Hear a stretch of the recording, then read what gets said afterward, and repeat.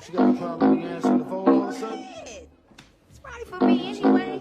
Hello? This is a collect call from the California Correctional Facility.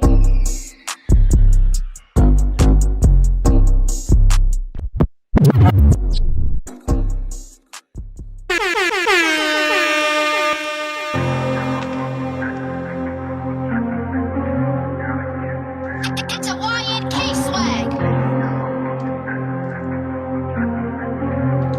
I said easy, big fella.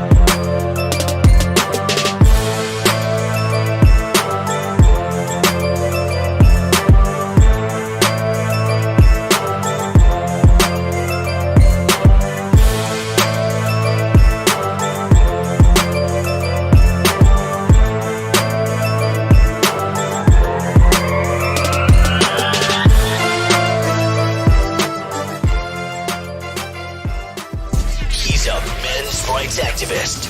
He brings a conservative point of view to black issues. His mission, to provide a forum for honest discussions about social issues without the liberal lapdogs shutting down the discussion.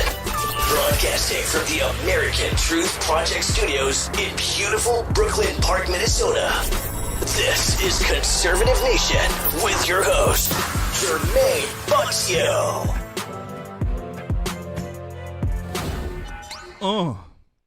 Hello, ladies and gentlemen. Welcome back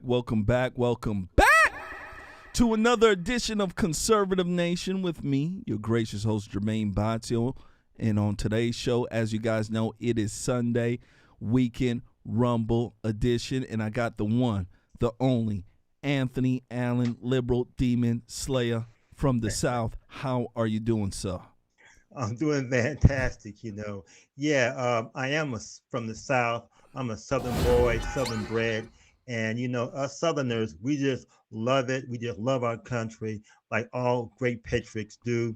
And I welcome anyone that wants to get away from the insanity, just come south. Tennessee, Texas, Florida. Hey, come on down.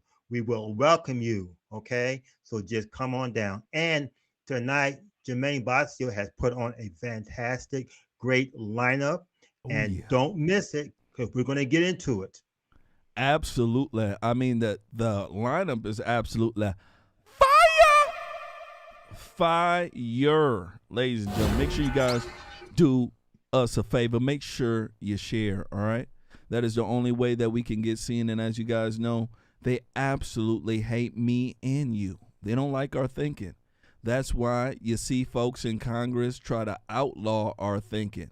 They're going after the people who went to protest an election, right? The J6ers, they're still locked up. I want folks to understand that. And it is for a reason, a political reason. Yes. So we have to be cognizant of that, and we have to act accordingly. So make sure you do your due diligence, hit that like button, and make sure you share. Make sure you share. So Anthony Allen, buddy, pal, we got a full deck here. Everybody and their mama is here. They ready. They are. Oh yeah. How I've been about watching yourself? the feed. Yeah, like they're saying greetings, hello, Mississippi, Texas, Minnesota, Yeah. hi y'all, awesome music. They're in the feed, man, on Facebook, ready to rock. Yeah, they ready to rock. Well, let's give them what they're waiting for. Ladies and gentlemen, make sure you share. First one up. Let's do it. First one up. Fling! I want to go ahead, brother, and speak about a crazy case. I mean, this is absolutely outrageous. As you guys know, our first segment, we mostly speak about family, right? Because we know that here in America, family is the bedrock. It is the foundation here in America. One thing that liberals know is that if they dismantle the family, right, they're able to pick up people and put them in their camp. They know this. They know that more people who are disgruntled, more people who are hating their lives, right? The more people who are blaming Whitey, they going to come to the Democrat Party. And a lot of that is because people are not coming from good families, broken families. And we're trying to change that here in America, and we're trying to get, conservatives to realize that if you're not going to fight for family, you're going to lose America. Yep. That's plain and simple. Plain and simple. This case here, ladies and gentlemen, deals with a Detroit man. He is accused of setting his pregnant girlfriend on fire. I kid you not. Let me go ahead and transition. Make sure you guys share. Hit that like button. Make sure you share. Detroit man, this coming from FoxNews.com, accused of setting pregnant girlfriend on fire. Released on 10% bond. The girlfriend, pregnant with twins, was burned on over 60% of her body. I want folks to understand that. It's absolutely ridiculous. And guess what? The other day, the man posted a $5,000 bond, and he got out of jail. I want folks to understand that this is Biden's America. $5,000 bond. His bond was $50,000. I want to go ahead, ladies and gentlemen, and run this story. And when I come back, I want to speak about it. I want to know what you guys think about this, because this is absolutely outrageous. It really is. Here we go. It's how do you do this to another human being? I can't. It's unimaginable. 41-year-old Devon Marsh accused of the unthinkable. Detroit police say last Friday, during an argument with his live-in girlfriend at their home off Packer near Outer Drive, he allegedly doused her with lighter fluid and set her on fire. She is 6.5 months pregnant with twins. Just incredibly traumatic injuries. I did see pictures. And I mean, the pain that she must be suffering, I can't imagine. Commander Michael McGinnis says the woman has third-degree burns on 60% of her body and is in critical condition. It's unclear if her babies will survive. They don't even have a chance. They don't have a fighting chance at life. Sergeant Kyla Williams, who runs DPD's domestic violence unit, says the pregnant woman was scared to report what happened to her for fear of retaliation. But a tipster reported the crime, and later the woman felt safe enough to tell her story. I want to applaud her for coming forward. I want to, again, let her know that she is not alone. Case number is 22055. 296. Marsh, here in court this week, is a parole absconder, has a lengthy criminal past from drugs and gun charges to assault. He had warrants out of Macomb County and a pending case in Livonia. We just hope that he remains in custody through the trial process so that the victim can heal without the fear bond, of any kind of retribution from him. Even with his prior convictions, some of which were violent, bond was set in this case at $50,000, 10%. That means he can get out of jail if he can come up with just $5,000. Reporting downtown Detroit, Jessica Dupnack, Fox 2 News. Bow. And he already posted that bail. He already posted that $5,000 bail. He is gone. I'm telling you, Biden's America is on some nonsense. There is fathers out there who cannot even pay their child support. Court want to lock them up. Do you think that they can get out with no cash bail? Absolutely not. But yet you go burn a woman alive. 5,000 bail, you're out. Anthony Allen, how did we get to this point here? Yeah, we got to this point very, very gradually. It happened slowly, and then all of a sudden, it is upon us. And that Pandora's box was opened by Joe Biden and the anti-police campaign, defunding of police, this whole crazy, crazy narrative that somehow the Democrats are taking care of women. Okay, this is horrific because the takeaway, as you mentioned, is even more horrific.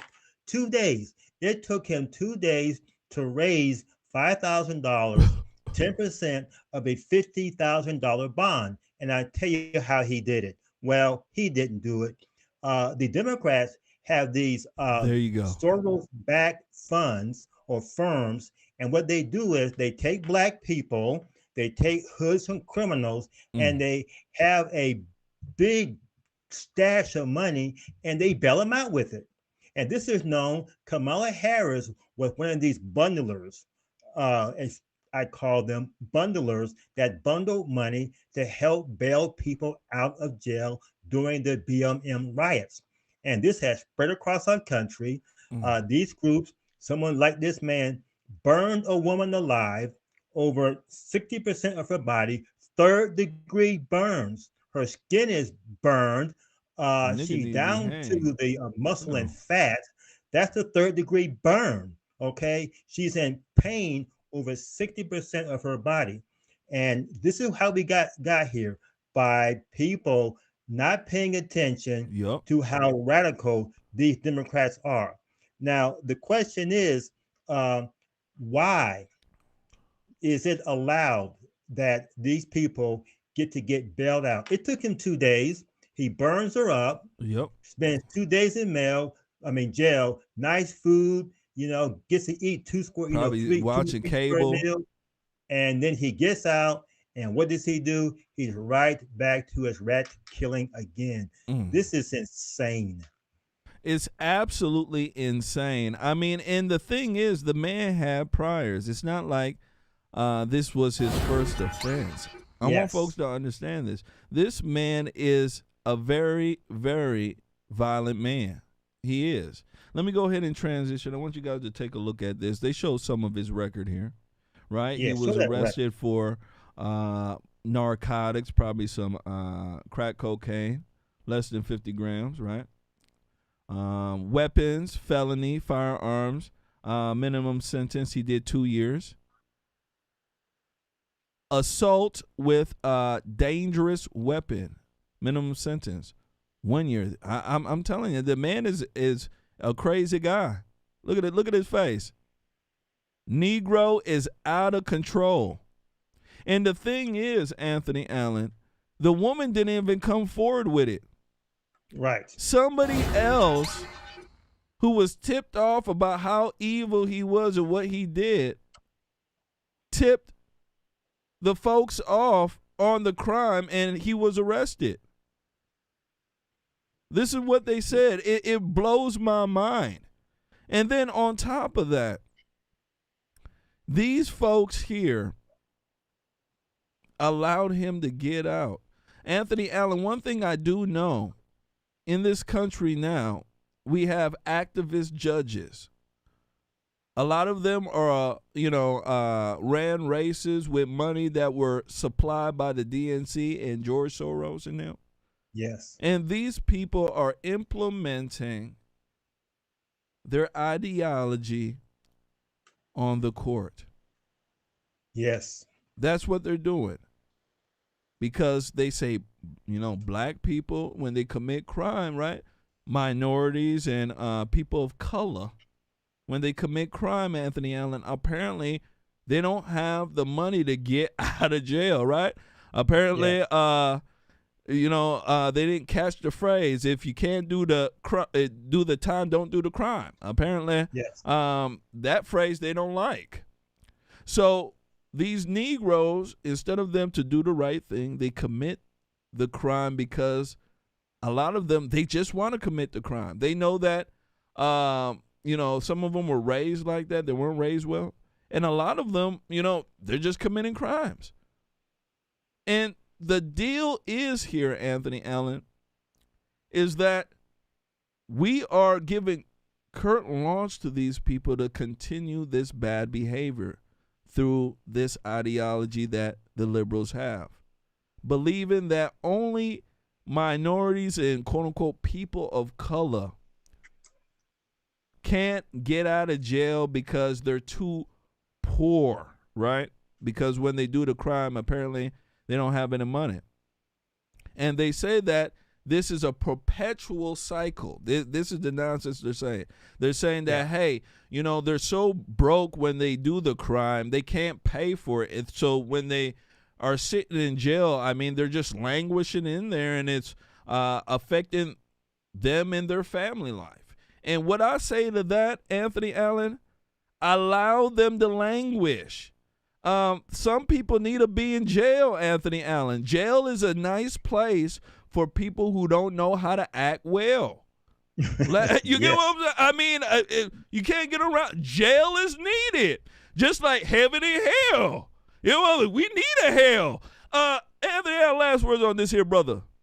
Yeah, this is the tip of the iceberg of the reparations culture, where Black people feel as if every venue that they find themselves in, every entanglement they find themselves in, these entanglements are their own doings anyway, that the white people have to get them out of it. It doesn't matter. Yep. Police shootings, these blacks do these horrendous shootings, and the white people have to get them out of it. This man burned this lady alive, and guess what? Now the white people are giving funds to bail people out that have committed these horrendous crimes. These guys doing the stash and smash things in California and across this nation, New York, they just walk in one day, smash up a person's place, and the next day, sometimes the same day, they are actually out, zero bail. And so this is part of the reparations culture. This is what the open society looks like, that is equal. Since white people have all the money and they can get out of jail, they have to equalize it to make sure that Black people can do all kinds of crimes and they also get out of jail. And this will wreak havoc across our nation because this is racist. This is the low standard of, going down to that level of racism. And people don't want to admit it. But this is what racism looks like. It is. Someone Black does a horrendous crime, and because they're Black, they get out of jail very, very easy by having some, fun set aside. Just because you're Black and you get yourself in trouble, you get out of jail easy now. You get out of jail easy for doing a horrendous crime like this. I mean, it's the racism of low expectation. They don't think that Blacks can act well. They don't believe Blacks can support themselves or anything. This is just it breeds a new culture of violence. That's what it breeds, because people nowadays understand that they can get out of jail for doing things that back in the day would land them some real serious jail time. Black folks are getting some real, what I call black card passes, right? That's what they're getting, ladies and gentlemen, and it's absolutely evil. Make sure you guys hit that like button. Make sure you share. We're going to need your help.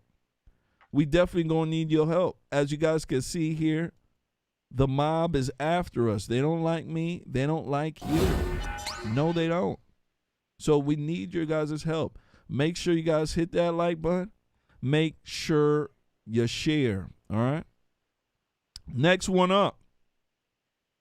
I want to go ahead and speak about a TikTok star. This TikTok star is burning up the charts right now. I mean, social media, he's burning up. He goes by the name of Jack Wright. He's 18 years old. And the reason why he's burning up social media is because he's accusing an influencer by the name of Sienna Mae Gomez. 18, of sexually assaulting him 4 times. A young man, a young man accusing an 18-year-old girl of sexually assaulting him. You know what her answer is to what he is saying? Well, he's slut-shaming me. Right. I kid you not. Liberals are quiet. I want to go ahead and show you guys this. Let me go ahead and transition. Make sure you share, because one thing I do know, liberals, they prey on your emotion, and they don't want you to use your brain. Coming from the dailymail.com, I woke up to her hand in my pants. TikTok star Jack Wright, 18, accuses influencer Sienna Mae Gomez, 18, of sexually assaulting him 4 times. Once by groping him while he was passed out. She says he's slut-shaming her. The teen in a video released Friday claimed Gomez got on top of me, took advantage of me, groped me while he was unconscious at a party in Hawaii. All right. The video alleged assault was shared online with Wright's friend, who was sitting beside him, claiming he had to pull Sienna Mae off. All right. Gomez denied the allegation, her representative, with a fictitious and act of slander. They also alleged the pair had consensual and cordial relationship. Further claim of false accusations began after Gomez wished to end a relationship out of feelings of being used and misled during their time.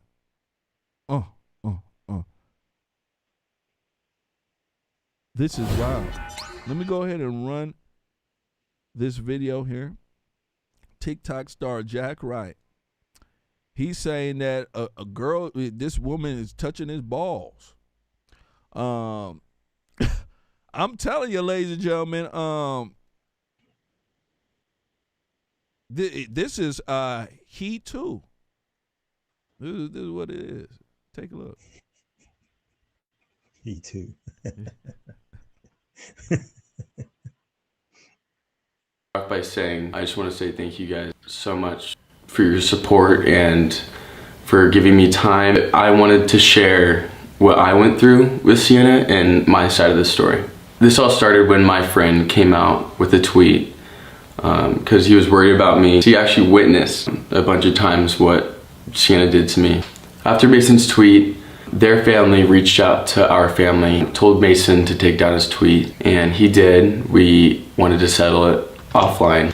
Our families and our lawyers got together. My statement was confirming the tweet. It was the truth, and basically that we're handling it offline now. Sienna posted her own version of the statement and said she was going to handle it offline. After that, she basically posted an 8-minute video invalidating my feelings, saying untrue stuff about me, about my friend and my brother. I think the most hurtful thing is that what she did to me, she said it was untrue. That hurt a lot. After that video, another one of my friends came out with the video when I was at a party, like passed out on the couch. When they told me about what happened, they said they pulled her off of me. My twin, a friend, and another friend got in an argument with Sienna saying, "You can't do that. Jack doesn't like you like that." That night she posted a 15-part aggressive video gaslighting everything about what happened, how much she loved me, and that I was using her for clout, which was all lies. It was typical gaslighting to a victim. It was, why didn't you stop hanging out with me? Why didn't you tell me in the first place? Someone who explained it perfectly is this guy on TikTok. He posted a video and it was just, he explained like, oh my God. He explained everything perfectly. It's a trauma that you have to process, and sometimes you have to process it alone because an entire society is against you as a man. Sienna, I've watched the video exactly of what happened, the video evidence that I've seen over and over and over again, and you say his hand moves. His hand moves because it falls off of his friend's back. Your hand is on his crotch. It is not on his upper thigh. He was unconscious. You did a bad thing, and I know you're trying to right it in every way you can because of the account that you have and the following that you have and the life that you're currently living, but I need you to just do us all a favor and admit what you did was wrong. Bow, and I'm going to stop it right there. So this video goes on. It also shows the alleged video evidence you know, her going through and touching his balls. We're going to pass by that one. But Anthony Allen,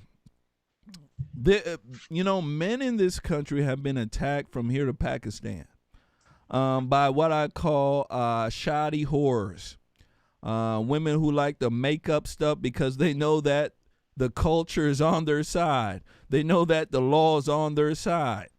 There's a whole bunch of them. That's why I don't like most women, because they don't tell the truth, and a lot of times they over-exaggerate with their emotions. And on top of that, the mouth run, you know, from here to Pakistan. Mouth is running. But besides all that, it's very hard to get justice in this country if you're a man, if you accuse a woman of anything. You know, a woman could accuse you of you know, rape and this and that, and if it's proven untrue, you're scarred for life. Men, when they make accusations like this, even with evidence, they're not even taken seriously. This is our culture. Women bully, molest, and now the guys are so weak that even if they try to complain, you know, their complaint is taken as even weakness. I mean, how do you even survive? What do you think? You know, hey, it's very, very difficult because just like you said, women can make all kinds of charges. They can initiate things. And if a man follows up on it, the man can still get in trouble. And it seems like she was initiating these activities that were unwanted. And of course, no one's paying him any attention. They're all paying her all of the attention. We know good and well, if it was flip-flop the other way around and these allegations were made by a woman about a guy, that guy would be in trouble. He would be off of TikTok. He would be shamed and dragged all over social media. But, you know, our culture is, and women know, they can make wild, salacious allegations about guys, about men, and they can over-exaggerate things like that. And of course, they will be believed. But if a guy says anything, it's slut shaming. You and I, we all know this. The other thing too about TikTok is they say that TikTok is a, you know, Chinese propaganda brainwashing tool. While the Chinese are building their military, the Chinese students are studying computer science and mathematics, and the Chinese students are doing all these great things educationally. The American students are on TikTok doing jack nothing. So, you know, we have to be very, very careful that a lot of this is just foolishness of young people. We didn't have TikTok back when you and I were growing up. However, there was foolishness taking place, and TikTok shows the foolishness of American students while the Chinese and the Japanese are eating our lunch across the board. Man, what an assessment, Anthony Allen. You're absolutely correct. You know, in China, even their TikTok is different. They don't allow the bullshit that is on ours, right? Where people are just doing dumb stuff, right? Rapping, singing their songs and stuff like that. Americans ain't that smart. You know, just to be honest, Americans think they're smart until you go and speak to other immigrants who didn't have TikTok, who didn't have MTV. They studied in a hut. Let me tell you. I say this stuff all the time, but it's true. It's true. It's absolutely true. TikTok ruined the brain. Most single mamas now are on TikTok. TikTok ain't good. You know, it ain't good at all. But besides that here, this young man here is doing what I tell other young men to do, which is to make sure you tell.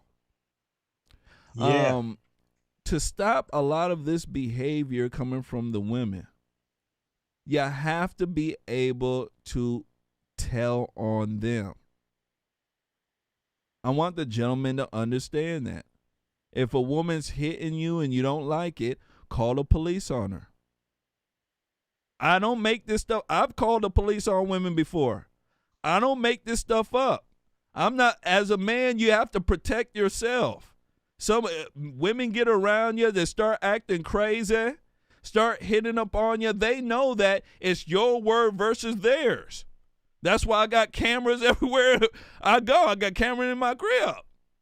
I want folks to understand our world is like this. So if you're a man and you're put in a position like this, either she's touching you in places you don't want, call the police on her.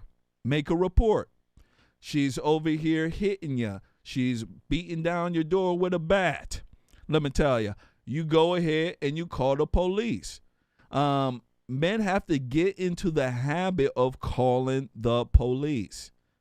And once you start doing that, she sit in jail for a little bit. The mascara run down her face, right? She come back to reality like, oh my gosh, you mean to tell me my actions really bring consequences?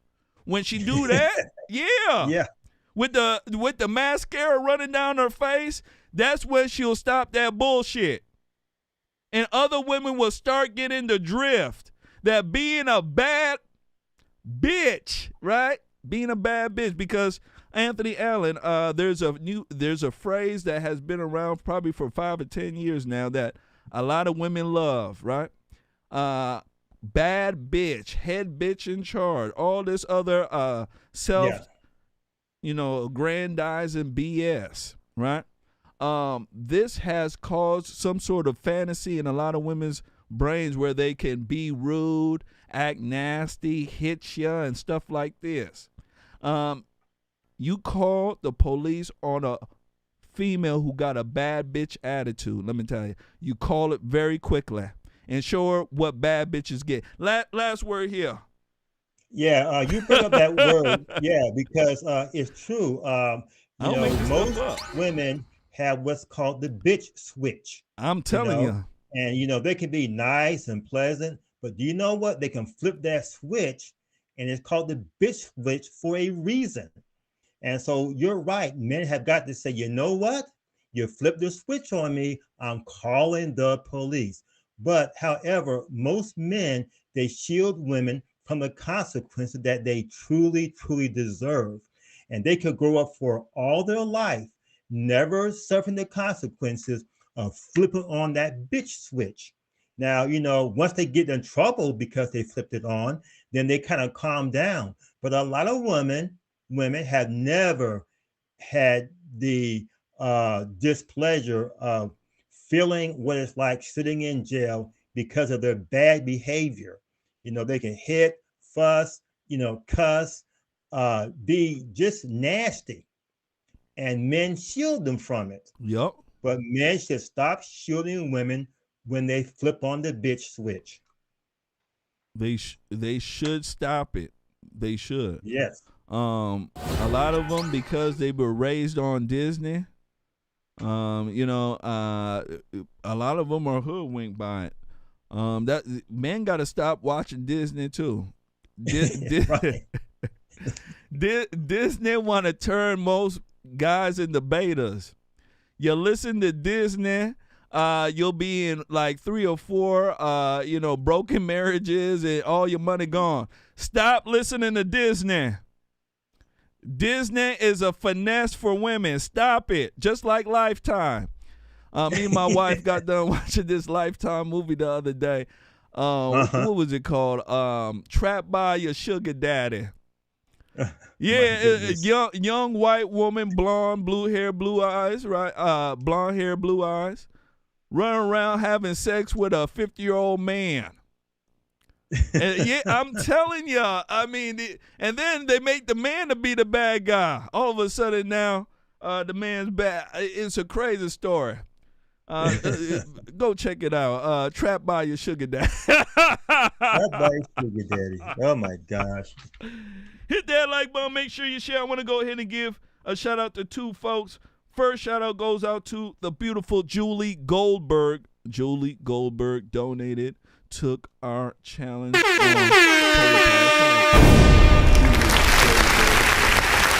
And I also want to give a shout out to the beautiful Lori Ann Gorton. Shout out to Lori Ann Gorton. Says, finally over COVID. Keep flaming. Shout out to the beautiful Lori Gorton. Thank the Lord. You got over that COVID.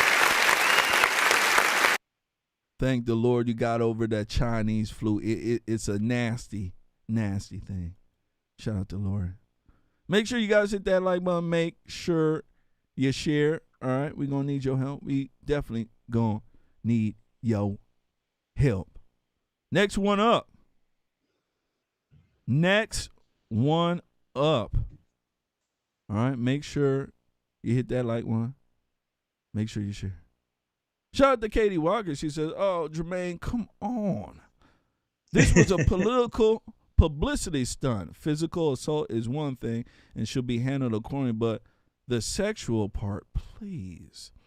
Sweetheart, yeah. you see you're doing, sweetheart, you're doing what, what I said that the women do. When a guy go ahead and, tell, all of us is for publicity. What women do it for attention, can't he do it for publicity? Huh, sweetheart? Sweetheart, listen. If I was walking down the DNC aisle and Kamala Harris brushed up against my balls, you better believe I'm hopping on TV and charging her with sexual assault. You better believe it, and somebody better believe me. If I'm at Barack Obama's funeral, all right, and one of these women, nasty women, like let's say Hillary Clinton, she brush up against my backside. Please believe it.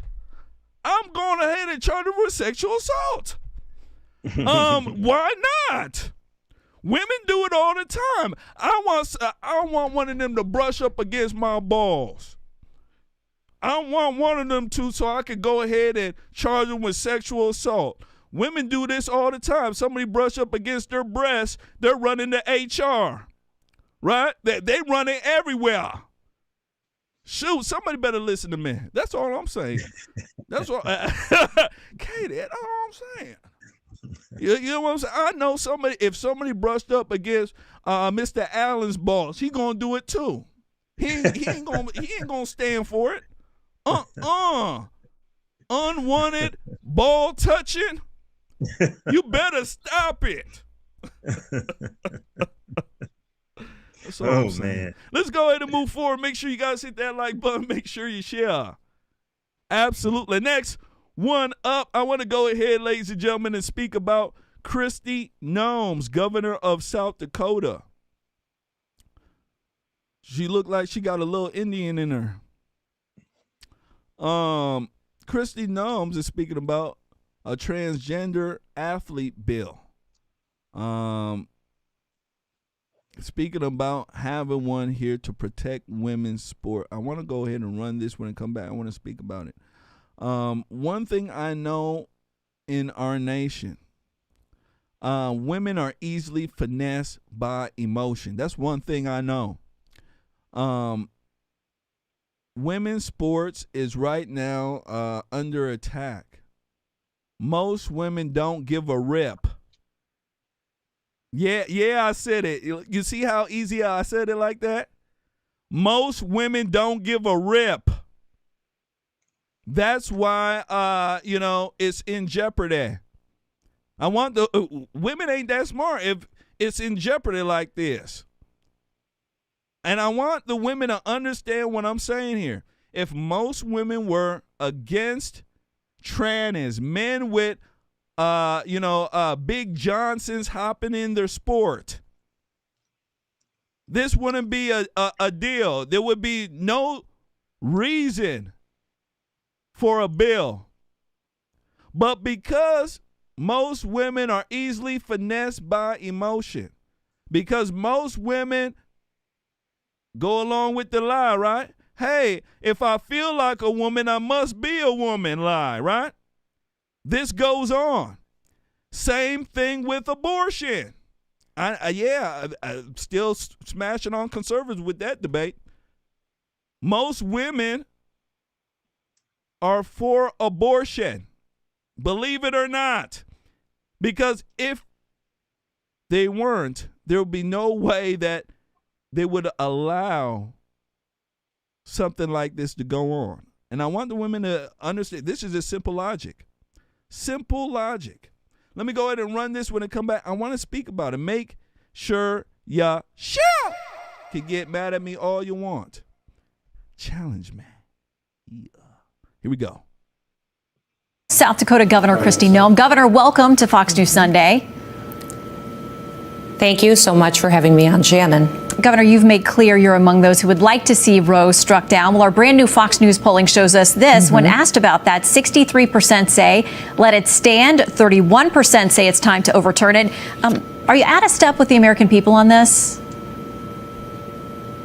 No, in fact, 71% of Americans believe there should be some reasonable restrictions on abortions. You know, when I ran for governor, I talked about being the most pro-life governor in the country.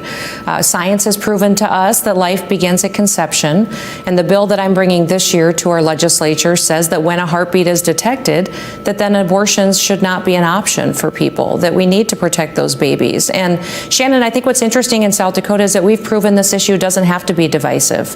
Last year, I brought a bill that protected babies upon the diagnosis of Down syndrome, and it unanimously passed my legislature. Republicans and Democrats together believe that when parents get that diagnosis of Down syndrome, that babies shouldn't be aborted just because of that diagnosis.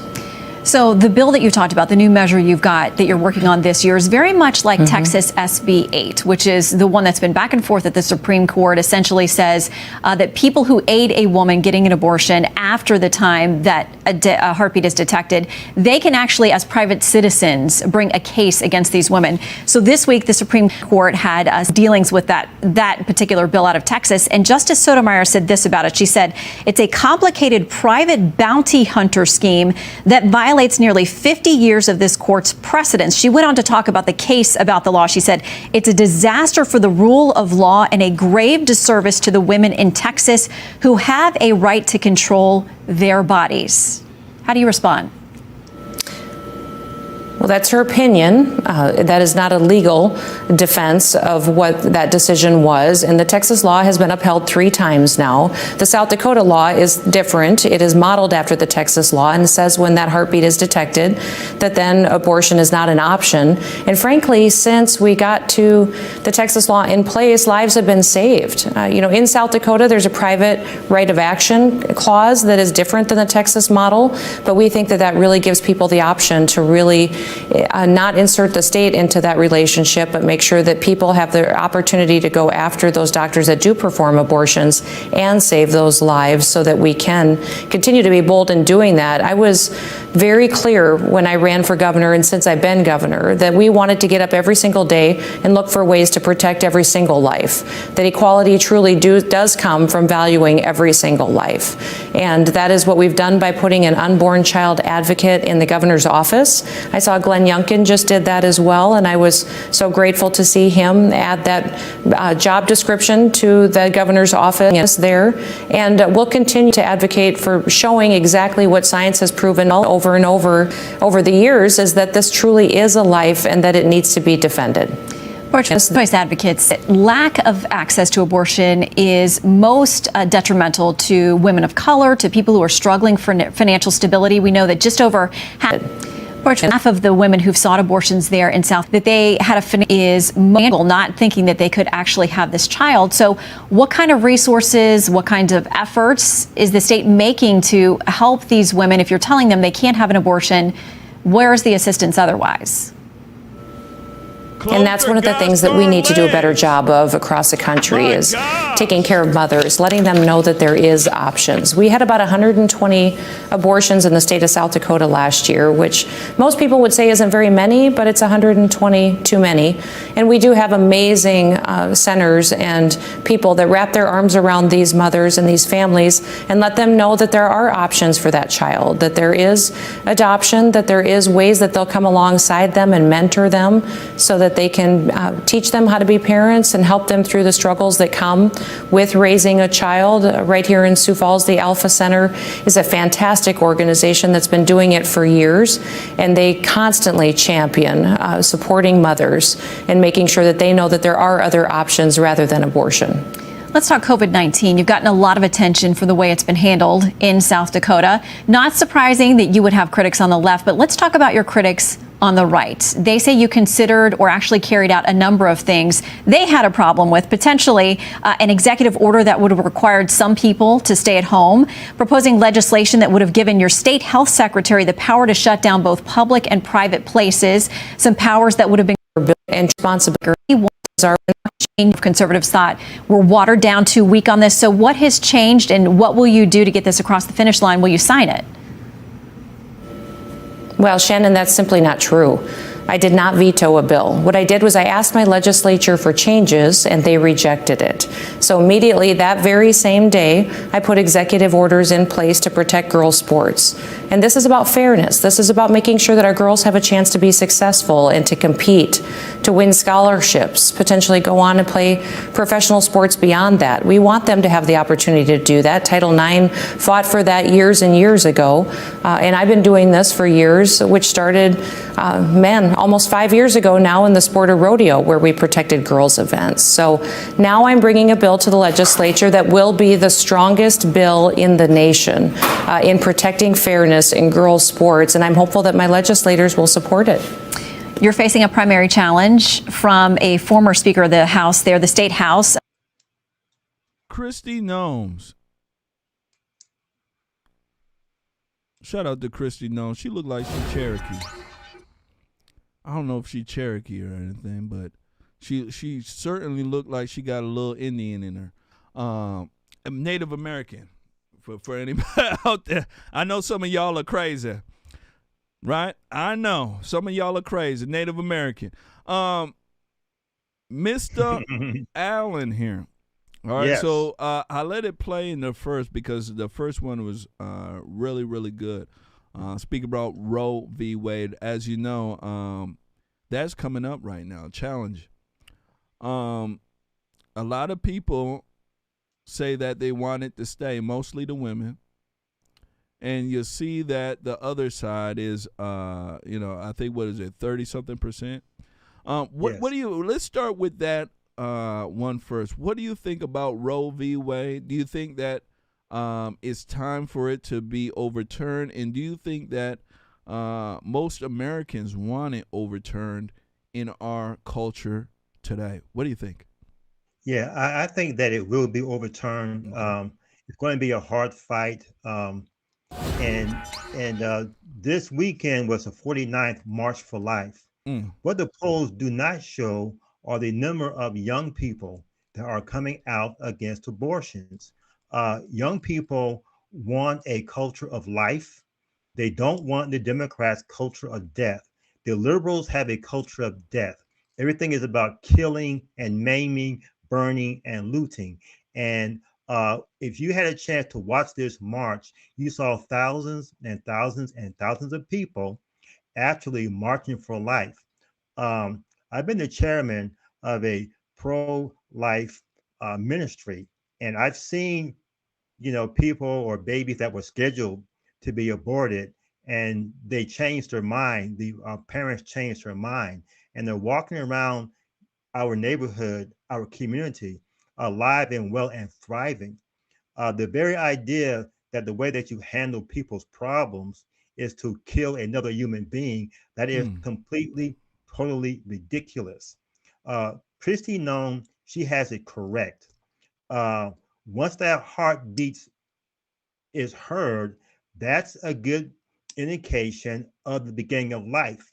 Now, as a pro-life person myself, to me, it starts at conception, but we are willing to work our way backwards until we have 6 weeks.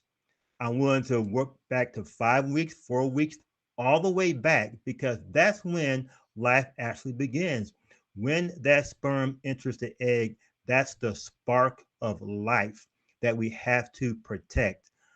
You are correct. A lot of women are going along with this because of their emotions, but this is a human being, and killing a human being is what's called murder, and this is infanticide. And we cannot have a thriving culture. God will never bless our culture if we continue to sacrifice babies for jobs, sacrifice babies for a paycheck. That is no better than what the pagans did back in the biblical days with Moloch, sacrificing baby, except now we do it in a more sterile, place like a hospital, but it's still sacrificing babies. Absolutely. When they're sacrificing babies to Moloch, for luck, for maybe a good fortune, right? Yes. And maybe a better crop. Bring your babies, bring it to Moloch. Now it's for, instead of better crop, right? It's for basically a lot of the same things, ain't it? A better future, right? More money, be able to work harder. I mean, these are the things that are going on. And one of the things that really blows my mind, I don't know if most women are retarded right now. I don't know what's going on. But she is saying that, well, what are you going to do to help women who want to have who have a baby, are pregnant, who want to have an abortion? I mean, let's be honest here, ladies. A lot of the women who are having these abortions are out there having sex all willy-nilly. Women, when it comes to protecting their body from being pregnant, they're one of the most laziest creatures on earth. I'm not gonna sit here and play.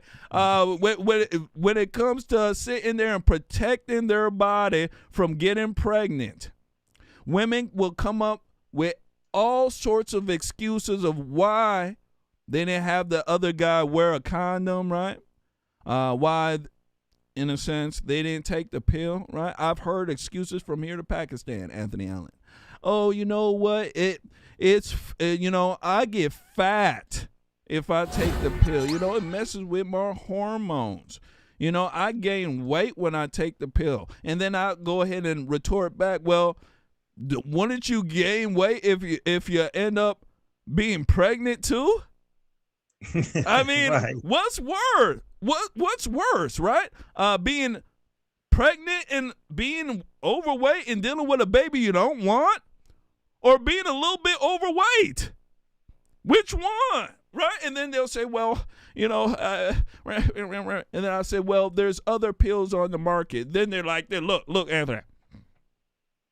Right? Like they ain't never thought about that before. Yeah, there's other pills you can try. Right. But besides that, there's spermicide. You could go ahead and, use spermicide, or you could do what the old ladies used to do back in the day.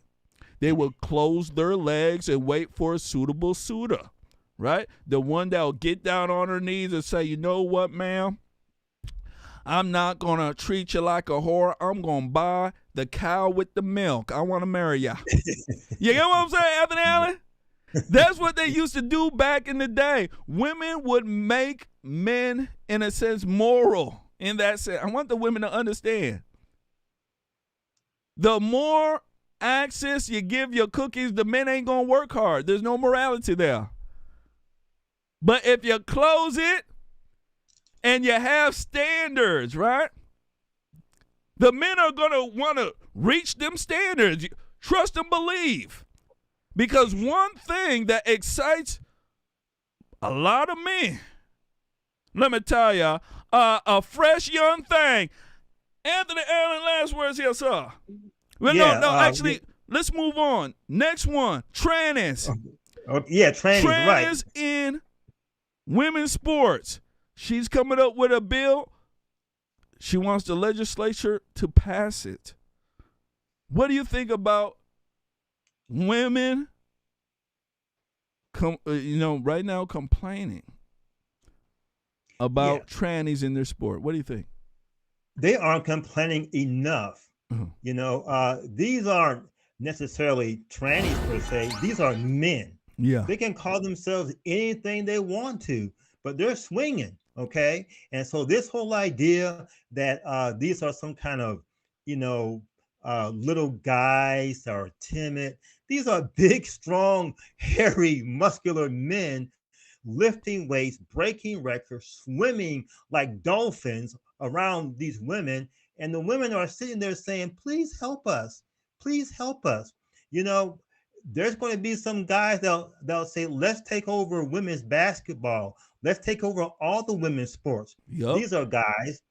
These women should be up in arms talking about this and not squeakingly saying it like little mice. Get on a soapbox somewhere and scream bloody murder that you don't want men in your sports. Because, the average guy can run struggles around any woman. Yep. It could be stronger and bigger, but the guys can still run struggles around women. I saw a match where this guy was matched up with a woman. He pulverized. That woman had fear in her eyes. She didn't realize the strength, the raw strength that guys have. Now, of course,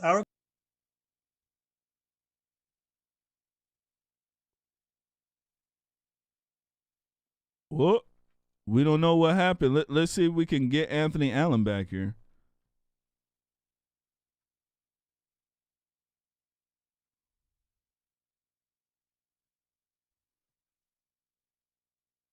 Yeah, we lost Anthony Allen. Let's go ahead and pull him up.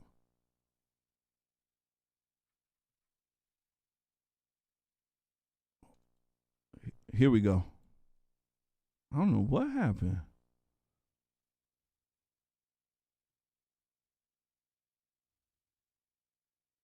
Here we go.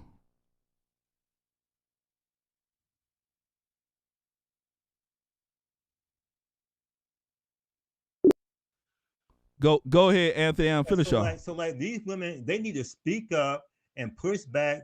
But Kristi, Noem, she is exactly right. What a wonderful woman she is, fighting for women's sports.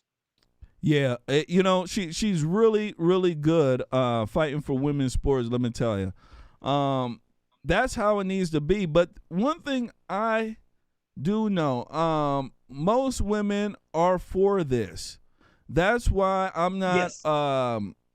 I'm not too enthusiastic about supporting anything like this, because until women start understanding that they have to start using logic with a lot of the things they do, this is going to keep going on. How come, Anthony Allen, the men don't have this problem? I mean, it's just you get what I'm saying? It's a simple question. How come they don't have to put legislation to keep trannies out of men's sports? You get what I'm saying? Yeah. You get what I'm saying? How come there's no legislation for the men? Why is it the women? Just pontificate with me. Why do you think that the men don't have to deal with this type of nonsense, but the women do? Why? Yeah. Men will not tolerate that. There you go. Guys like guys know we don't want to have a female in the backfield. We don't want to have a female receiver. We don't want to have some woman there on the football field, because that's going to hold guys back. And the minute a woman gets hit and knocked down on a football field, they'll make a special rules to have all women have to have a cage around them, some kind of crazy contraption, because guys can't go full force if there is a female on the field. No guy wants to knock down a female kicker. Okay, I don't care. Guys will hold back and let her, get a field goal, because guys will not tolerate that. Even on the battlefield, guys are not gonna, go full bore, because they have to protect the women. But guys don't want women in their sports either, because they aren't strong enough, they're not big enough, and they're not fast enough. Nope, and they wouldn't even allow it. Most guys wouldn't even want to play. That's the deal. So when it comes to this type of thing here, it's incumbent on women to start using their brain. That's what it comes down to. That's why our culture is so messed up, is because our culture follows women. And back in the day, women would follow men, right? Because they would want the logic. They would want common sense. A lot of the time, they would want to get out of fantasy lane. But nowadays, most of our children are raised by women. Women have this certain attitude, this certain mindset.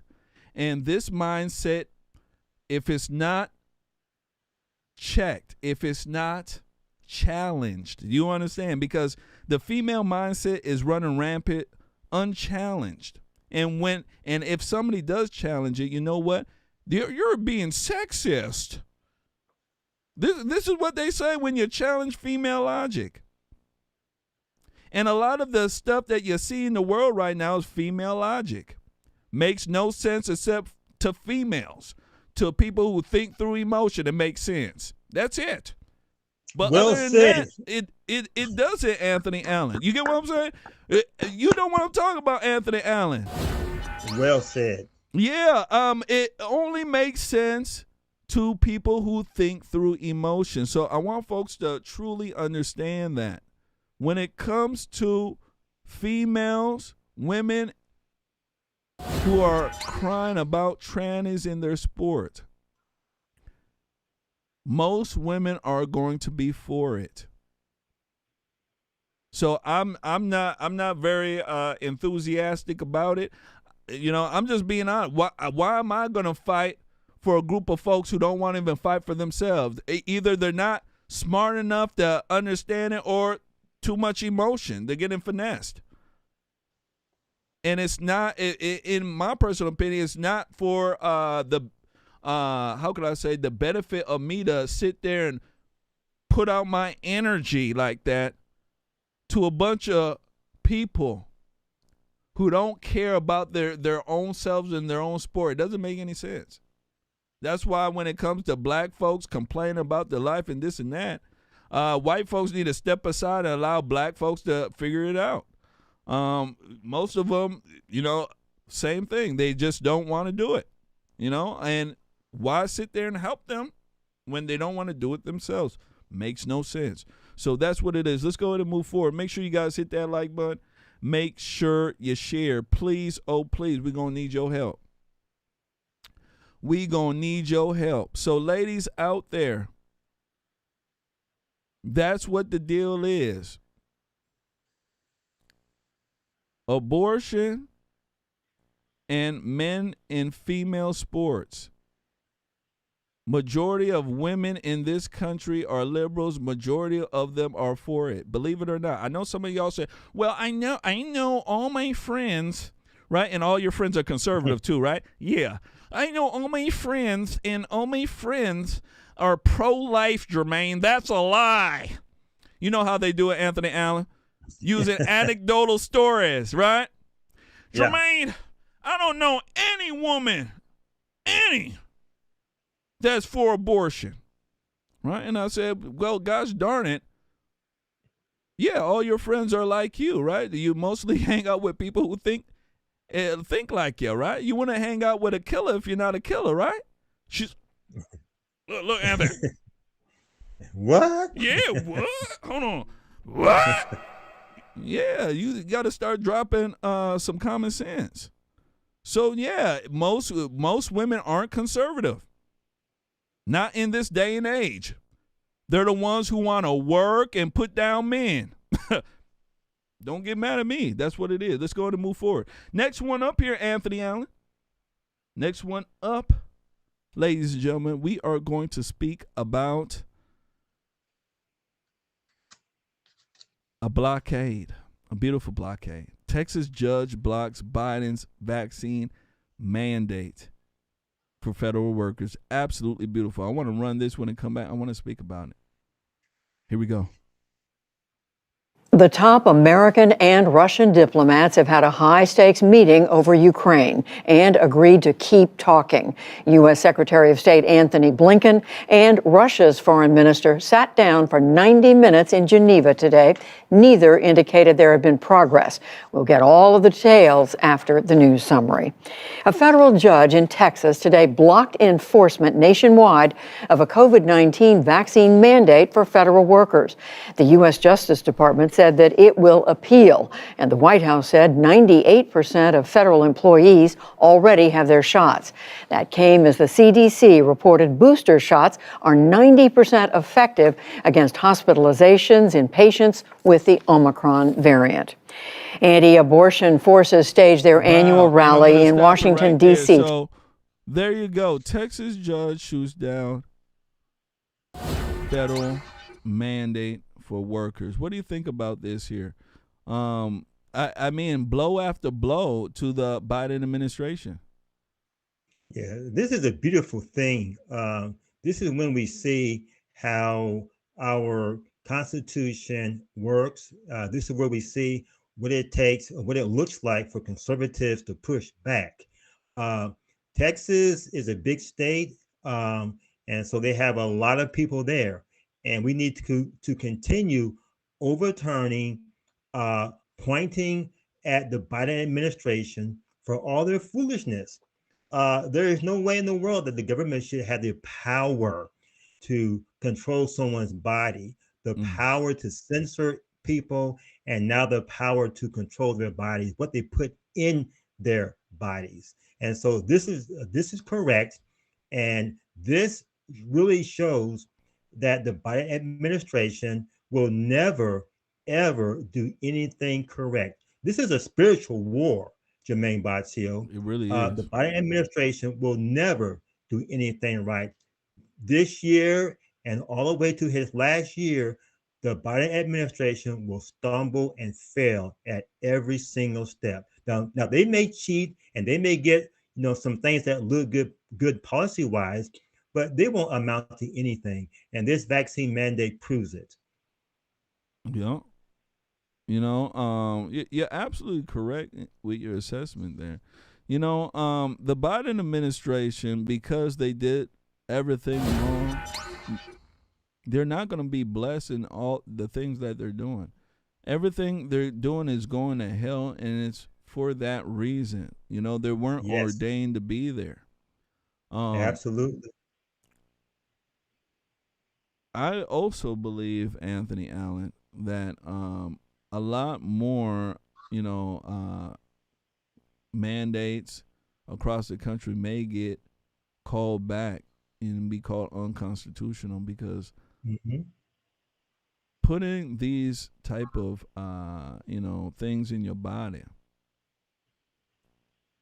is very detrimental to a lot of people's health right now. And I know the media, I know the president, former president, the person who's occupying right now, they're all saying it's safe. I understand that. But when you go and look on, just regular news stories, people anecdotal stories through the roof. I mean, Yes. it's like night and day. It's like black and white. It's a stark difference. And I think that, when it comes down to the influence and the propaganda pushing out from the liberal left, the Luciferians, they are losing it. They certainly are. And that's why I believe you're seeing a lot of these mandates being just shut down, because we're getting to the point where people are starting to use common sense. The charade is going on a little bit too long. Yes. Right? And people are starting to wipe the crust from their eye. Hey, you said after this third shot, we'd be done. Right? Yeah, people are starting to say this now. So the charade is, being uncovered, and these folks now are starting to let everything up, right? I mean, if you look at even the UK right now, they done damn near lifted every restriction, shoot, even the birds are taking off their masks. Last words here, sir. Yeah, even the birds have taken off their masks too, but Florida and now the UK, these states, Tennessee, we fought very, very hard against these mandates. Now some states, they fought hard, but they couldn't make it. But when you look at what's happening around the world, athletes falling down dead, young people dying when they take these vaccines, so these mandates have to come down. But I want people to understand, like you do, the people in Conservative Nation, Joe Biden has not been ordained for this position as president. And there's nothing that he will do that will warrant any sort of, good tidings. He will always stumble. He will always fail throughout his whole presidency. Not only him, but Kamala Harris too. She's not going to be exempt because she's black or she's Asian, because she, everybody said, well, she looks pretty, she has long hair. She will not be exempt from any of this. And she will stumble and she will fail also. But Biden administration is a complete, total failure. Absolute failure. And you can't get around it. Absolute failure. Let's go ahead and move forward. Make sure you guys do us a favor. Hit that like button. Make sure you share. Help us out. Certainly help us out. Next one up. I want to speak about Anthony Fauci. Anthony Fauci says he has a saying here on being fully vaccinated. He's saying that he is believing that more boosters may be needed for folks who are currently already fully vaxxed. I want to go ahead and run this clip. When I come back, I want to speak about it because now they're speaking about yearly boosters. This has turned into something more than what it should be. And I believe with all the, changing of the definition of vaccination, because they changed the definition of vaccination, the way that they are re-representing these vaccines, because they're not representing it in the same fashion. I believe that they're doing us a very big disservice.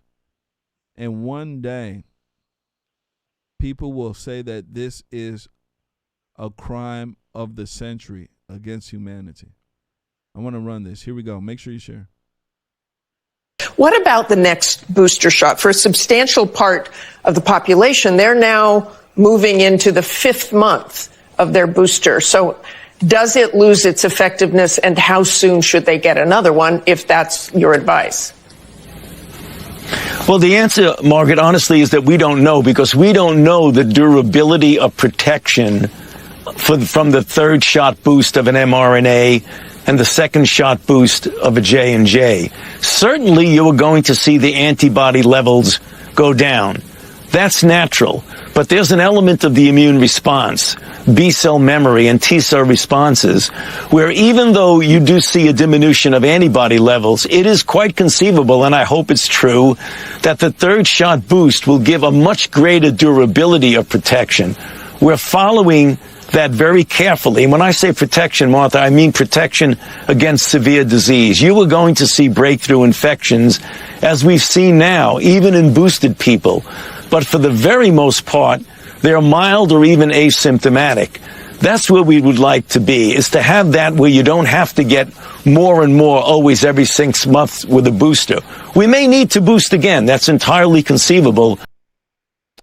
We may boost again in this entirely conceivable. So he's letting folks know that it's a possibility.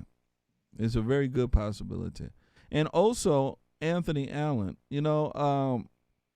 he talks about the efficacy of the vaccine, saying that people are still getting breakthrough infections being fully vaxxed, quote unquote, right? This has turned into a real boondoggle. It really has. And I don't think that the people at the top want to admit it, that really this is a really a real big F up. Really is. What do you think? You can't get around it. It is a big F up. And like you were saying, you alluded to the fact that they had changed the definition of vaccine now. Absolutely. You used to be immune and protected from whatever you were vaccinated against. Now that's not the case with these vaccines. You can still get the COVID-19, and they call them breakthrough now. They're breaking through the vaccine that was supposed to keep you from getting the disease. So yeah, it's a sleight of hand double talk where they are now actually changing the definition of these medical terms. And that's what they want. They also are talking about more and more boosters. However, that's very, very dangerous because they are trying to mix boosters now. Maybe you had the Johnson & Johnson shot and that's no longer available, and now you want to get a Moderna vaccine, and so booster. And so this is what we're talking about now, mixing things up. These experimental vaccines, they were not tested to be mixed and matched. So you don't know what you're getting anymore when you go for these boosters. Also, Fauci talked about in this clip 3 boosters. Yep. There is another talk today where he's talking about 4 boosters. Ridiculous. What the government wants to do, they want everyone to spend all of their time, all of their waking moments, figuring out how to get in line, how to get scheduled for their vaccine. That will eat up all of your time for life, liberty, and the pursuit of happiness, because you will actually be spending all your time getting a vaccine, standing in line, making sure that your vaccine card is up to date. Yep. And all that takes place. The app may not work. You may have a certain commitment or a certain meeting or a certain place to go, and then your app crashes. So this is obscene. This will never work. And I think that Fauci has committed high crimes. Absolutely. High crimes and misdemeanors. This man, Dr. Fauci, you can look at him and tell he's a weasel. He's not telling the truth. He's been called out plenty of times in Congress, and he continues to play the game. The reason why he's being ushered around is because he's a Luciferian. They still believe in Dr. Fauci, right? Right now, if they were to get rid of Dr. Fauci, a lot of people would be pretty, how can I say, they wouldn't be comfortable with it, especially the liberals. They'll say, hey, what's going on? I thought Dr. Fauci was the SHIT. What's going on? So they need to keep him around. They need him to keep running his lips.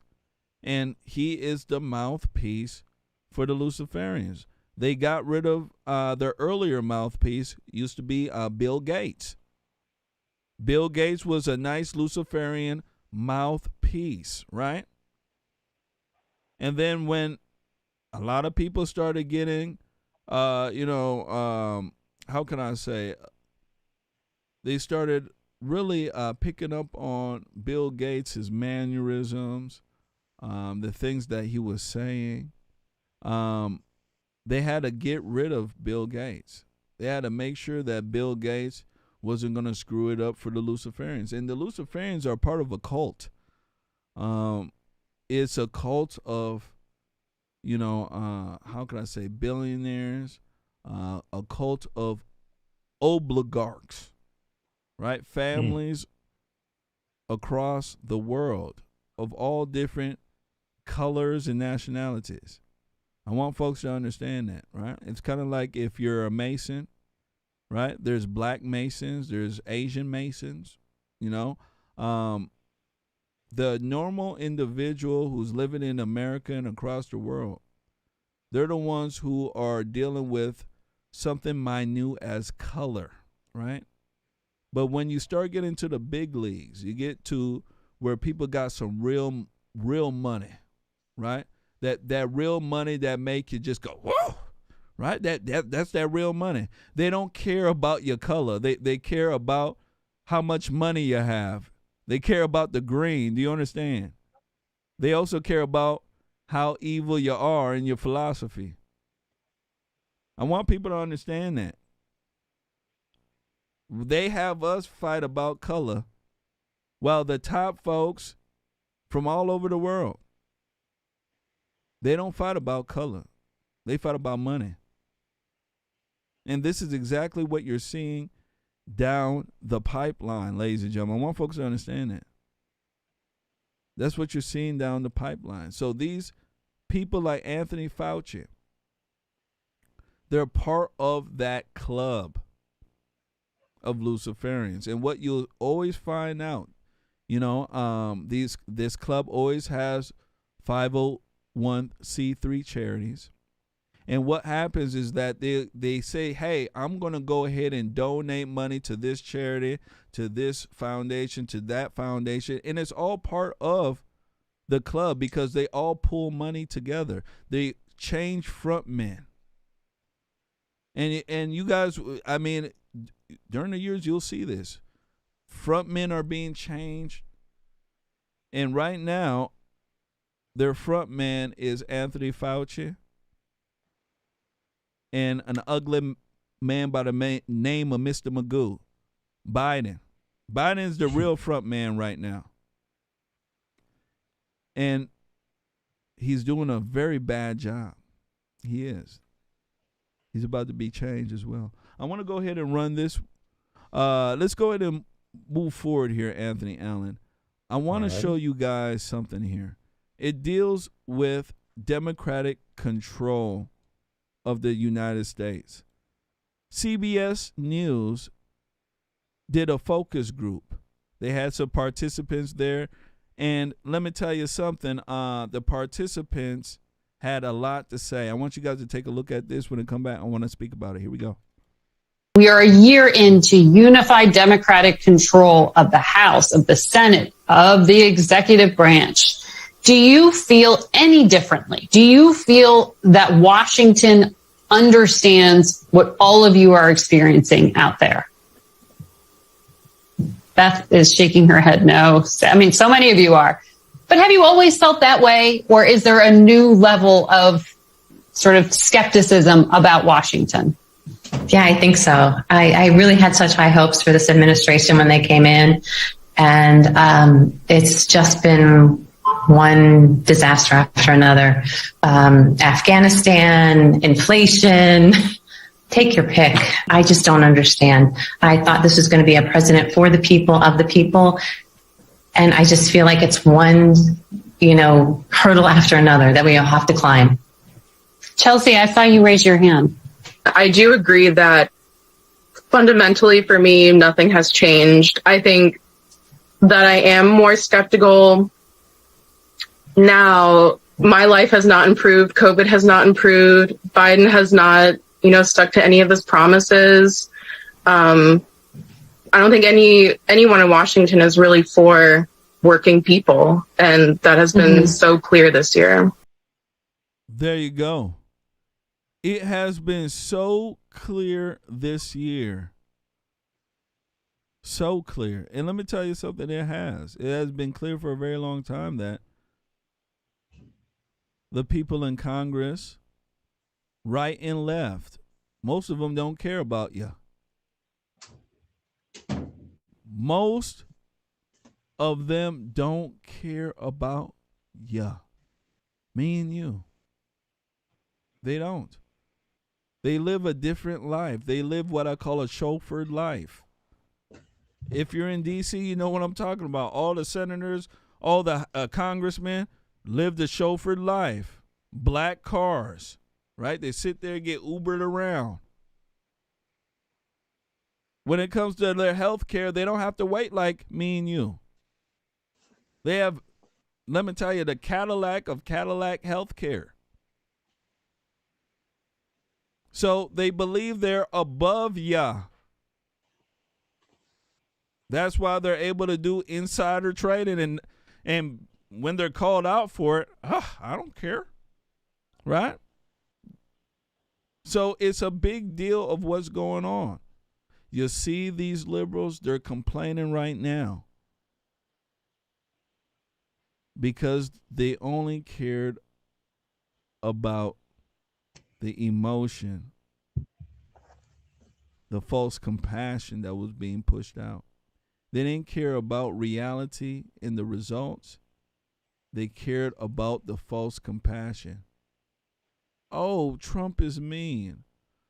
Oh, he said this. Oh, he said that. Sound like mama.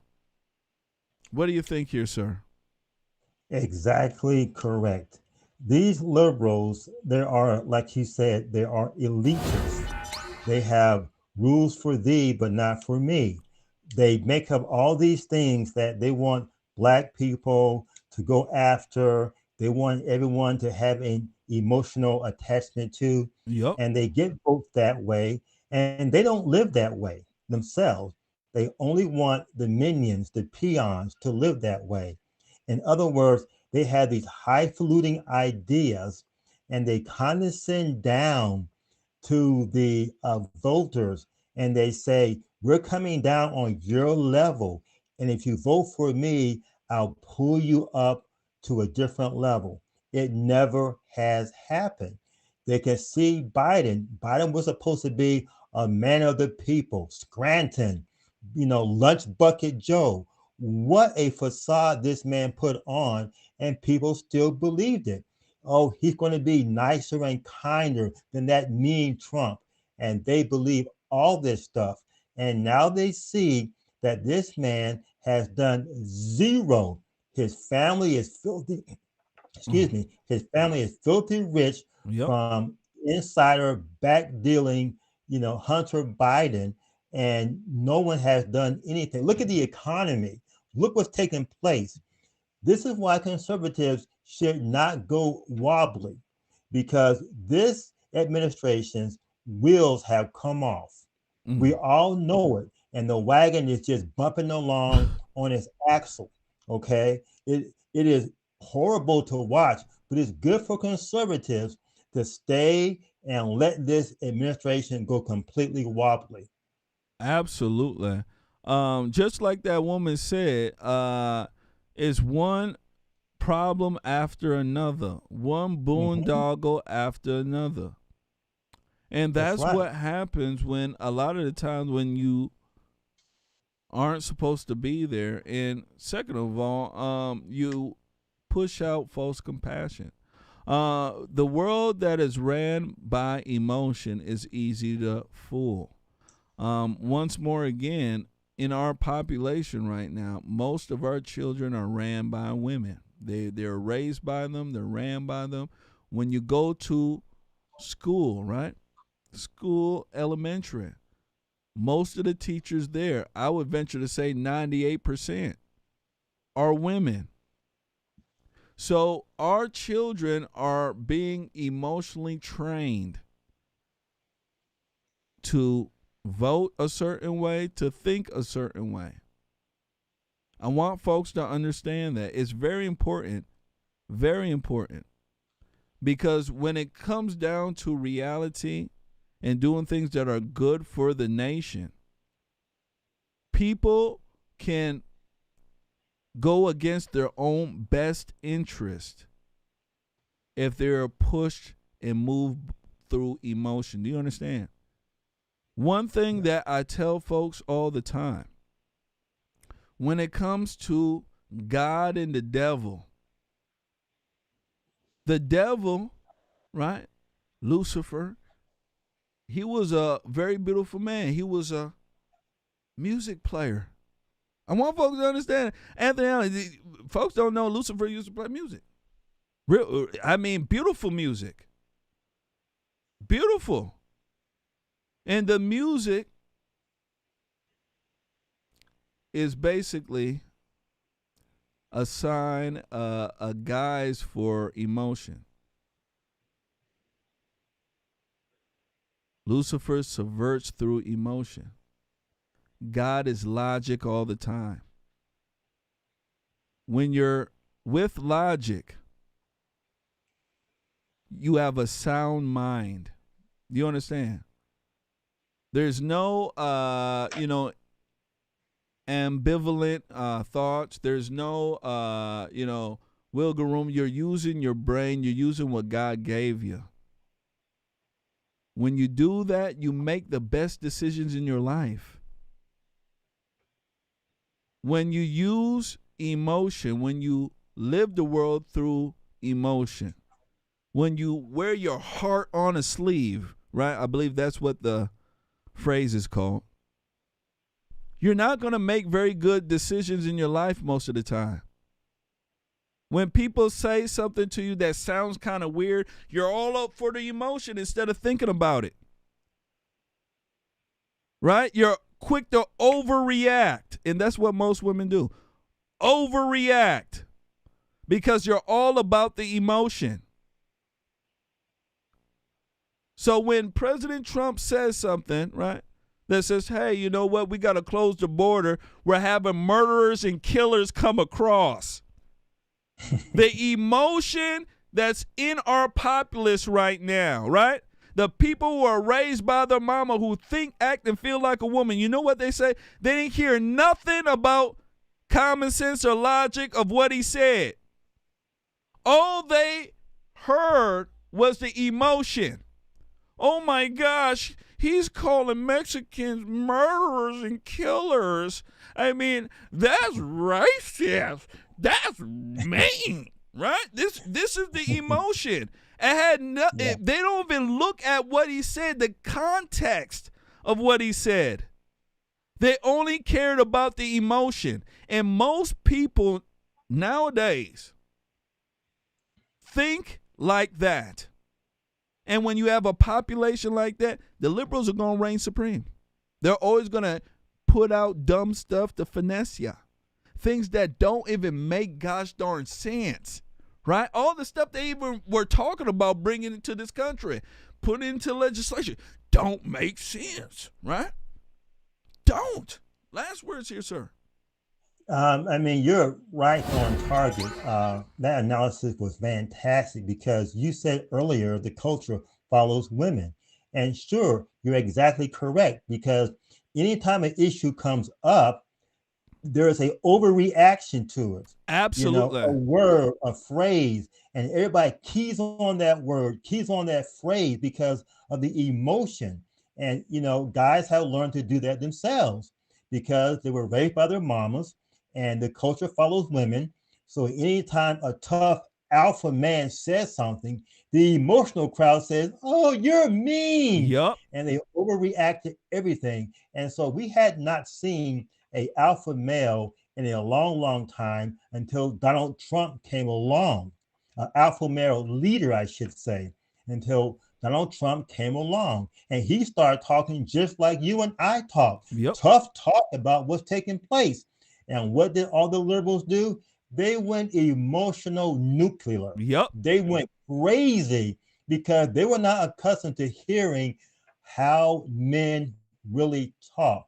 And you know that you can be around women And if you talk strictly like a male talk, there will be a group of women who will be offended that you dare to talk tough around them. They want you to be a little lap dog and be polite and say nice things when there's a lion in the den, when there's an alligator about to chop someone's head off. Oh, you yell too loud. Why did you have to yell it? Because you're in danger. Yeah. So yeah, this is the emotional idea that men and women are gravitating now to, the emotional appeal and not the logical appeal. Absolutely. You know, that's what it's about, and it's all on psychology. See, people believe liberals are super dumb and retarded, which I think that a lot of them are super dumb and retarded, but the top elite aren't. They know what they're doing a lot of the time. And when it comes down to the legislation in this country, where we have a lot of our family law that is putting children with women, they are now creating this type of new culture and mindset. And this is not, when you speak about this, especially to a lot of women, because of the culture, they believe you're sexist. That's why there's a phrase out there, toxic masculinity. The new women now always use toxic. Oh, he's toxic. Toxic this, toxic that. They're masters at cliches, let me tell you. Masters at it. But these things need to be talked about. One thing that conservatives don't do, and it's a detriment to us, is to not speak about this. Conservatives, the national pundits, don't speak about what we're speaking about right now, how our culture has shifted into a female type of a culture, how most of our children think through emotion. I think I'm the only person who thinks like this. Maybe that's why I'm so heavily censored, because these type of thought process that I'm trying to put into the American lexicon is not, it's taken a while to get through. The national pundits need to realize that the influence that is being pushed down is on purpose, and it's to change the mindset of most Americans from a logical one to an emotional one. And once they're locked into their emotional state, they're very easily controlled. Everything that they put up, they overreact. Look at the pandemic. Most people are thinking, acting, and feel like a woman. There's no strength there. One thing I can tell you about most women, they're insecure. They need to be, a lot of the times, they need to be given encouragement. All right? And this is all the way around. Most women in my life, they need encouragement, even though they're, strong in certain areas, but they need encouragement.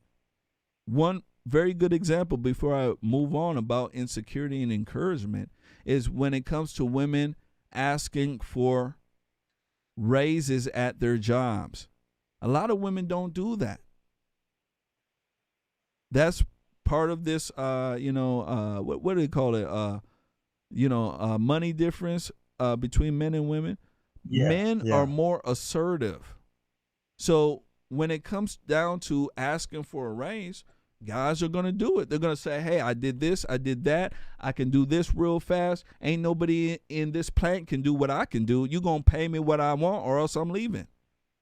Guys have that assertiveness to do that confidence. And a lot of times that is instilled from birth, being in your family, being around your father. Women, in a sense, they need this. And it's just part of the makeup of them. They need a little bit of encouragement, being able to be secure in themselves, and then being able to ask for the raise, ask for the new position. These things are all boiled down to it. So it all boils down to psychology. It really does. Let's go ahead and move forward. Make sure you guys hit that like button. Make sure you share. Last but not least, Anthony Allen, I want to speak about this new narrative that is out there. And this narrative deals with Trump. Right now, the liberal left is twisting a lot of information to support their narrative that Trump tried to basically execute a coup d'etat on January 6th. This is what they're putting out. It has been the narrative for the last week. And let me tell you, it's a very dangerous narrative. I want to go ahead and run this when it come back. I want to get your take on this, Anthony Allen. Liberal leftists out for blood, for some real blood. Here we go. And Malcolm, I want to start with you, and I want to talk about that draft executive order the Trump White House considered involving the military. Your reaction? Well, this is absolutely fantastic that we're even having this discussion. First off, General Milley made it eminently clear last year when he gave his address to the armed forces of the United States that the military does not get involved inside of political actions in the United States. Donald Trump could have issued that executive order. It would have been immediately dismissed out of hand by every officer and enlisted in the armed forces. It is patently an illegal order. That right there, we have an obligation to resist and disobey unlawful orders. The big problem here, Alicia, is what would have happened if National Guard units from states that favored Trump would have been ordered by their state governors to do what the armed forces couldn't do. This is literally the definition of a Latin American or sub-Saharan African style coup d'etat. So when you talk, Malcolm, about National Guards being ordered by governors in Trump-supporting states to intervene, have the guardrails been set so that should this happen in the future, we are protected and our democracy is protected? Well, the Constitution itself is the guardrail, right? The very fact that he's commander-in-chief means nothing when he issues an unlawful order. We have an obligation to disobey that order. When General Milley made his statement, which I'm telling you, in the pantheon of American speeches, that is going to be right up there with George Washington's speech in Newburgh, where he kept the Continental Army together instead of letting them run rampant in Philadelphia. General Milley's speech where he said the Constitution is what we have sworn an oath to. President Trump would have taken America to a completely different place.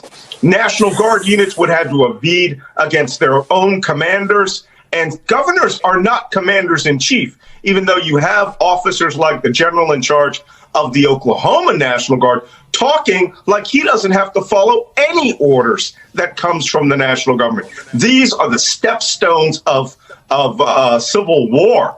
But it wouldn't have lasted but a moment. The stepping stones to civil war. All right. So what this committee has, received was basically memos of Trump drafting an order to seize voting machines. Now, the order was never put out, but this order was drafted because of the concern of the election. Now, Anthony Allen, I want to ask you this because this is a very important question here. And it's something that liberals are trying to escape from. If there's a sitting president and he honestly believes that the election has been compromised, what Trump was doing was legal, in good faith, and correct. Am I correct in that assessment? Yeah, your assessment is 100% correct, Jermaine BOTSIO. This nation is in danger. Trump knew that it was in danger, and he was making sure that he could save this nation. Along the other lines is the Democrats are playing a very, very dangerous game. Absolutely. The end game is to actually put Trump in jail. The Democrats have nothing when it comes to the 2022 elections. They have no candidate of viability for 2024. The only way they can win is for the Democrats to cheat or to take Trump off the campaign trail. And that's what they've been trying to do. The J6 committee is the committee that they will use to take Trump off the campaign trail. It's called the J6 insurrection because insurrection is the wording in the 14th Amendment that says that anyone involved in the insurrection, in that case, the insurrection was the Civil War, cannot hold office.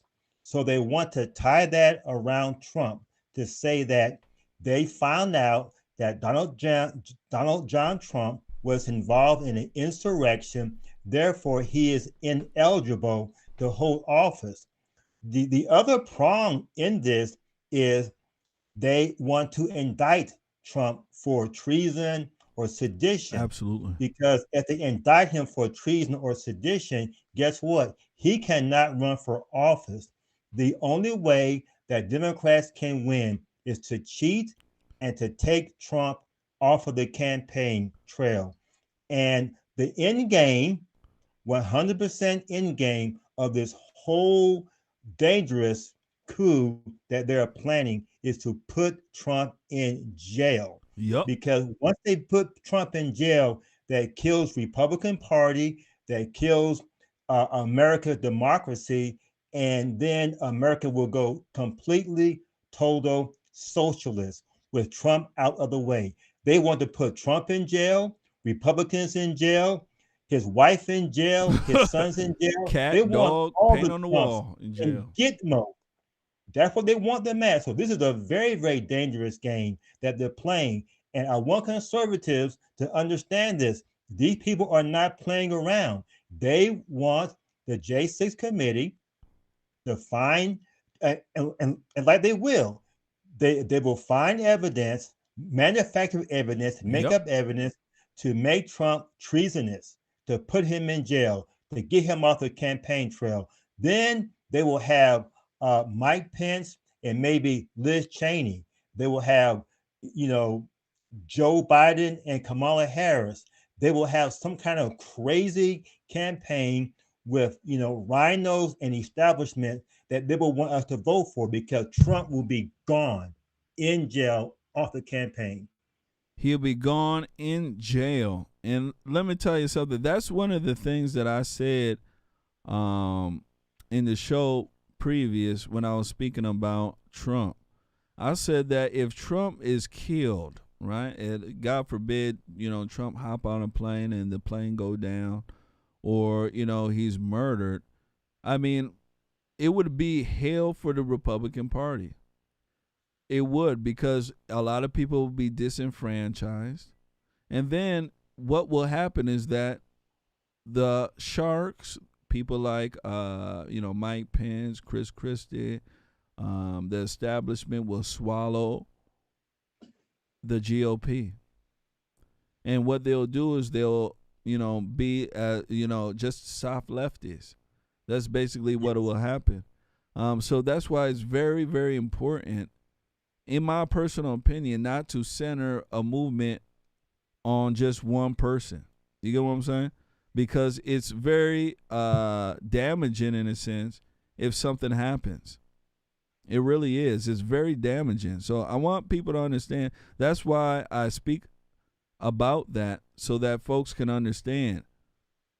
Very, very, very damaging when you have a party or you have a movement that is centered around one person. It is. Also, Anthony, I'd like to say here, when it comes down to this January 6th committee and everything else, these folks here are twisting a lot of the information. They're not telling the truth about it. They're not even putting the information in the right context. A lot of the stuff that we've seen over the past year has been exaggerations, and it has also been overreactions. And this is because most folks here, they think, act, and feel like a woman. That's why they're doing the over exaggeration. One thing that you will find out, most women will admit this, when it comes down to a lot of things that happen, women tend to emotionalize and over exaggerate when they're explaining things. This is a characterization that a lot of women have. My wife does it a lot. One example here, and I always tell this example. We were in the car. My son he turned 1. We were driving to the mall. I let down the window of the car just a little bit.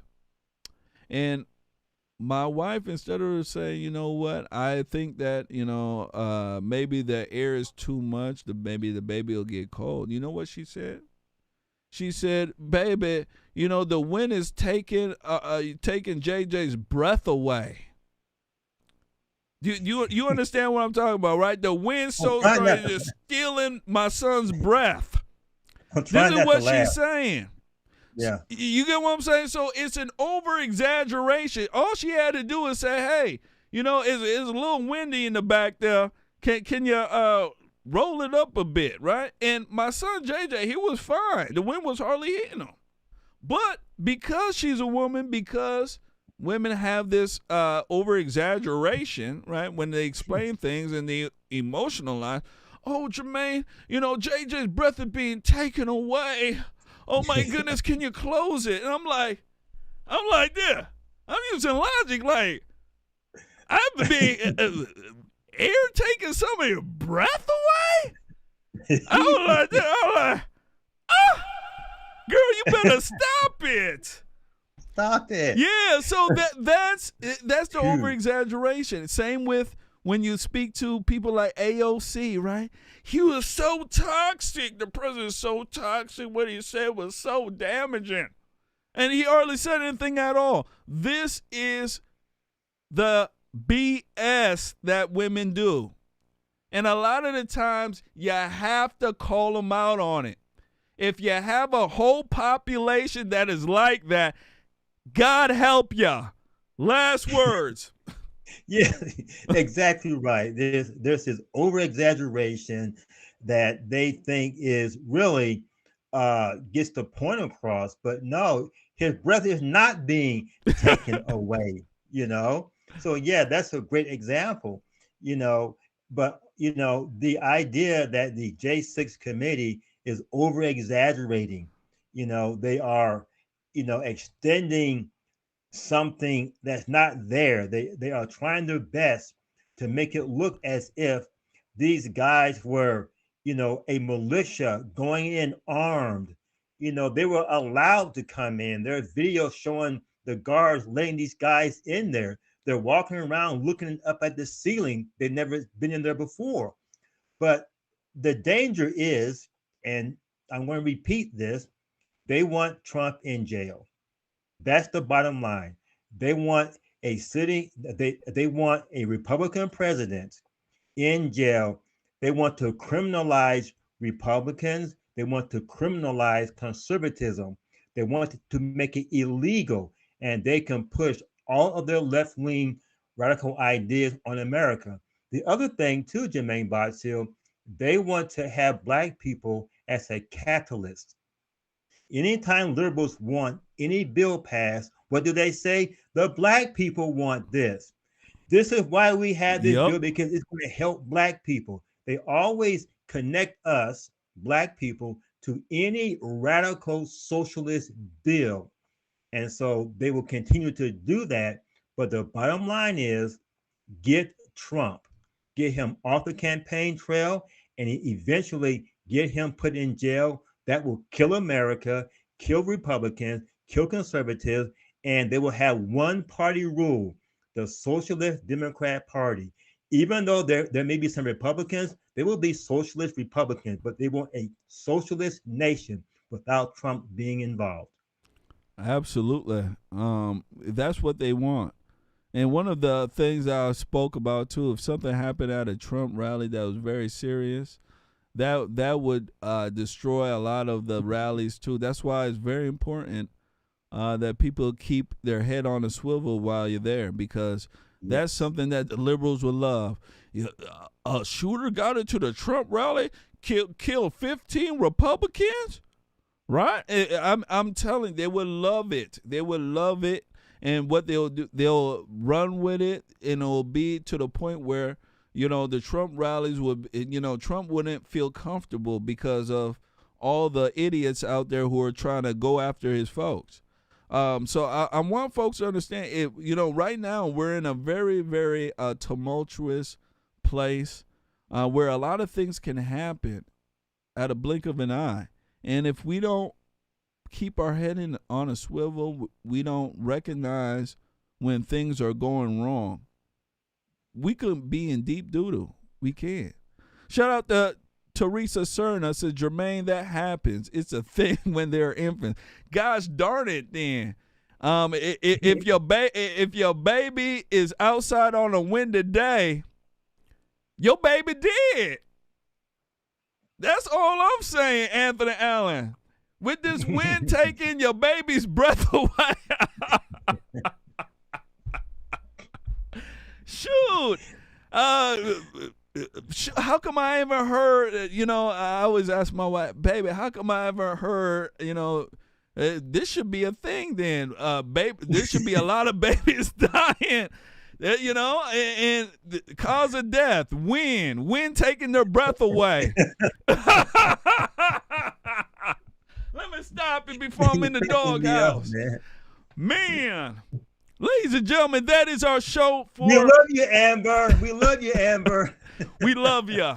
Let me tell you, we certainly do. And all the wind taking the baby breath away. Ladies and gentlemen, hit that like button. Make sure you share. Brother, that's the end of the show. It is. Oh, man. Great show, brother. Oh, great man, show. it was a beautiful show, man. Absolutely beautiful. Any last words for our beautiful crowd before we depart here, sir? Stay together. Do not go wobbly.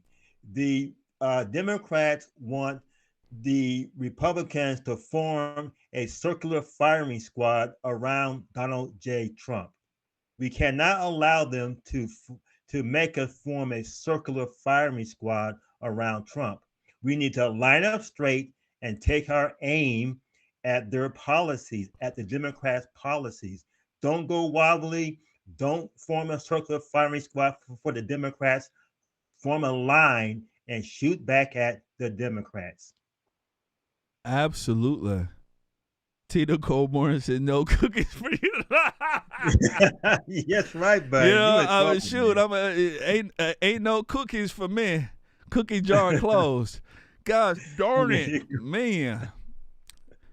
Sometimes it happens, what can I say? That's what it is. Ladies and gentlemen, I want to thank everybody and their mama's mama for coming on here, hanging out with me, hanging out with me and Mr. Allen. We're crazy. But it's always good times. Absolutely. I'll be on tomorrow, 7 p.m. Central, giving you guys the good word. So make sure you guys come and hang out with us. We'll be running 2-hour show as usual. And we're going to have a good time, right? Absolutely. We got a lot to talk about tomorrow as well. So I want to thank everybody and their mama's mama for coming on in here, hanging out with us here, chilling. Absolutely. That's what it is. Absolutely. So Anthony Allen, buddy, pal, thank you so much once more again for hanging out with us. We certainly do appreciate you. Absolutely. I love the crowd. And we'll definitely see you next time. Ladies and gentlemen, you guys take care. Have a very beautiful night, and I'll catch you guys here tomorrow with another edition of Conservative Nation. Also, I want to thank everybody who donated too. Just want to put that out there. You guys take care. Have a very good night, and bye-bye.